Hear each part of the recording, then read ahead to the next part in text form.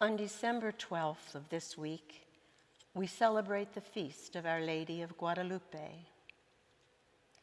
This feast also involves a young Aztec boy named Juan Diego. Mary appeared to Juan Diego on Tepeyac Hill, now in Mexico, while he was on his way to Mass. This is significant because Juan was one of the first indigenous people in the New World to embrace Catholicism. The Blessed Mother asked Juan to approach the bishop, tell him of her appearance, and her request that a shrine be built on Tepeyac Hill.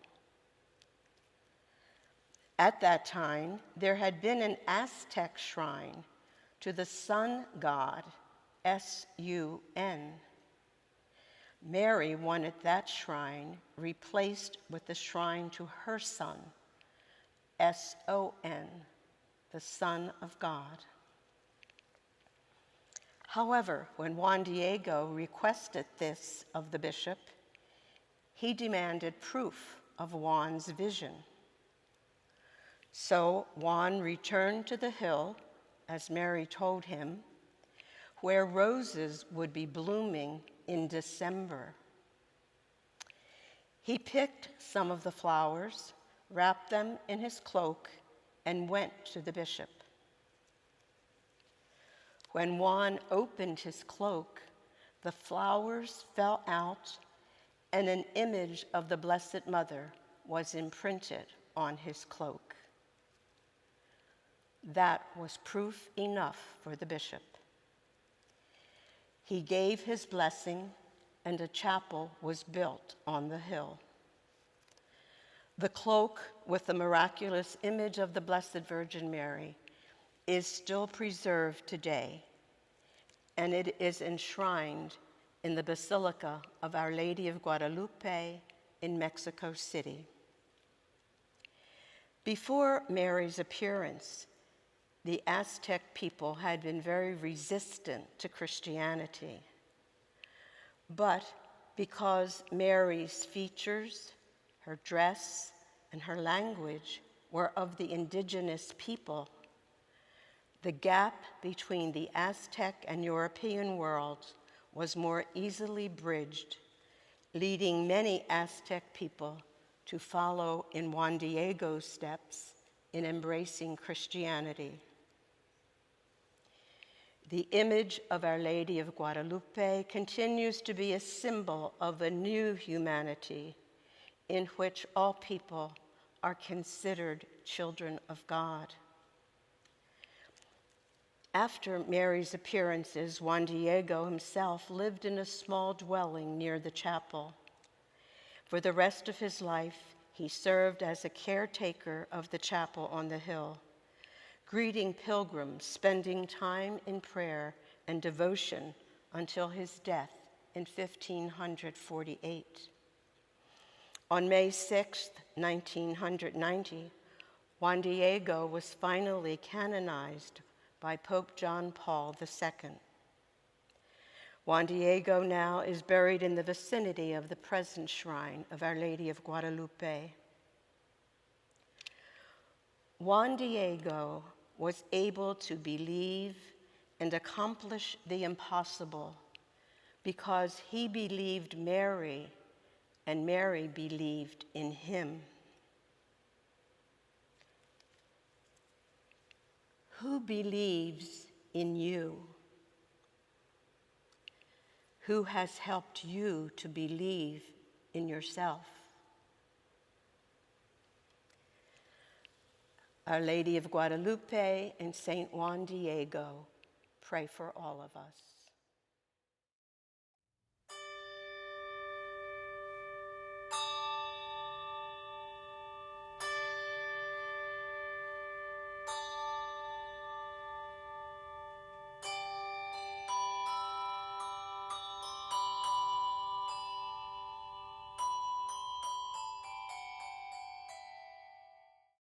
Our daughter Sarah was in the ICU with a horrible infection that took her baby and a large portion of her abdomen before they could stop the bacteria in its tracks. She was in an induced coma for weeks, and one day we walked in for our usual vigil, and she was awake. She sat straight up in the bed with this wound contraption the size of a lasagna pan, and she looked us straight in the eyes and said, "I will tell you this, there is a God."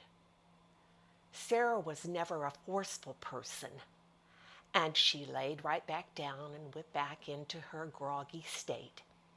And later, we told her the story of what she'd said to us. She didn't remember any of it. But I know, deep in my heart, that when those doubts come into my mind, as they do into the minds of us all, that I can go back to that moment and I can say with conviction, I will tell you this, there is a God, and I believe. Since our dads were close-knit brothers and we were only 6 months apart in age, my cousin Ed and I grew up together. He had quite the ornery streak, but he always treated me like a princess, and not only when he needed help with his homework. When we were both rounding the bend toward retirement, Ed began a consulting company for managing projects to build sports fields. In the aftermath of Hurricane Maria, Ed took on reconstruction work in Puerto Rico. With his proven success there, Puerto Rican Major League outfielder Carlos Beltran hired Ed to build a field for Beltran's Youth Baseball Academy in his home territory. That is when Ed met Academy employee and former minor league player Edwin, which quickly blossomed into a very close friendship. Old enough to be Edwin's father, Ed began to mentor Edwin in the building of the sports fields. Seeing the untapped potential in Edwin, Ed eventually convinced him to quit his academy job and start his own business with his own crew. By April 2023, under Ed's supportive guidance, Edwin was under contract to install the turf at the 8-field Elite Scouting Youth Baseball Complex at the old Schlitterbahn location in Kansas City, Kansas. However, sadly, without any advanced warning, Ed died suddenly of cancer by the end of that month. Edwin found himself barely getting his footing on a new job in unfamiliar territory, speaking English as a second language. Ed would be grateful to know that Nate, another young man who had been mentored, stepped forward to have Edwin's back. True to Ed's spirit, Nate visited the job site regularly to make sure Edwin had what he needed and was being treated fairly. That was Ed's superpower. With X-ray vision, he saw and believed in the potential in others, often before they could see it themselves. By inspiring them to believe in themselves, they could in turn enable others to believe in themselves. During one of our last conversations, Ed said, "You have such a beautiful glow that shines from inside you." I'm pretty sure that was merely a reflection of the star-studded glow from inside of Ed. Who taught you to believe in yourself? Who are you enabling to believe in themselves? Let us now put on Christ Jesus. Let us awaken to the Spirit within us. O Lord, you once favored your land and revived the fortunes of Jacob. Will you not restore again our Lord, that your people may rejoice in you?